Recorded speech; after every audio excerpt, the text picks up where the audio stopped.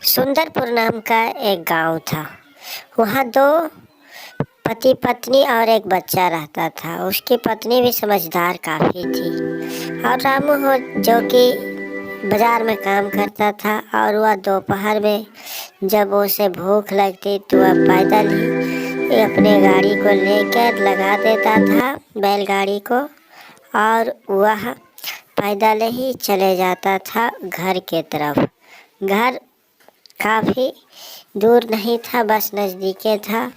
वह घर जाके खटिया पर चरपाई पर वह बैठता और अपनी पत्नी से आवाज़ देता और उसकी पत्नी आ जाती। और उसके बाद आने के बाद उसकी पत्नी भी उतना ही मेहनती थी और वह अपने घर के सारे बच्चे को भी खुश रखती थी और अपने पति को भी खाना खिलाती थी। और उसके पति कह रहे जाओ हमारे लिए चाय लेके आओ, मैं बहुत थक चुका हूँ।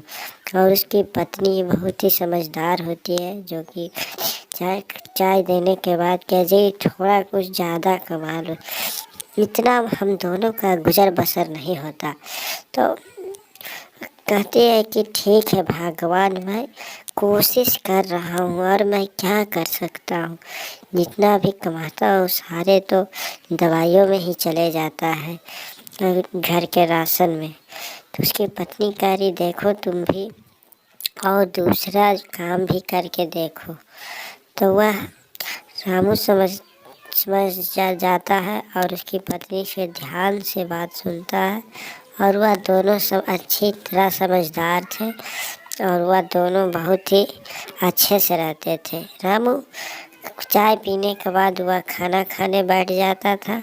उसके बाद खाना खाने के बाद वह फिर बैलगाड़ियों को लेके वह हल जोतने को लिए निकल जाता था। हल जोतने के बाद वह फिर से टांगी को लेकर वह चला जाता काम करने के लिए। टांगी जो लकड़ियों को काटने के लिए चले जाता था जंगल में। फिर जंगल में लकड़ियों काटने के बाद वह फिर से काट कर एक बल्ही बोझा बना लेता था पूरे लकड़ियों को काट के, ताकि जलावन हो सके। उसके बाद घर आने के बाद वह चैन की नींद सो जाता और फिर उसे सुबह होती है। सुबह होने के बाद ही वह उसे कुछ ऐसा फिर वही काम करना पड़ने जाना पड़ता है।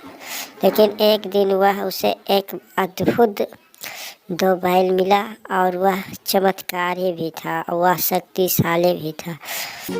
और वह अपनी पत्नी से बताया कि वह बैल बहुत ही चमत्कारी है, अब हम दोनों को काम करने की जरा मुनी आवश्यकता है, वह चमत्कारी बैल है। वह पूरी परिवार बढ़िया सा खाना खाता और ना ही लालच करता, अपना सुखी परिवार से जीवन जीता।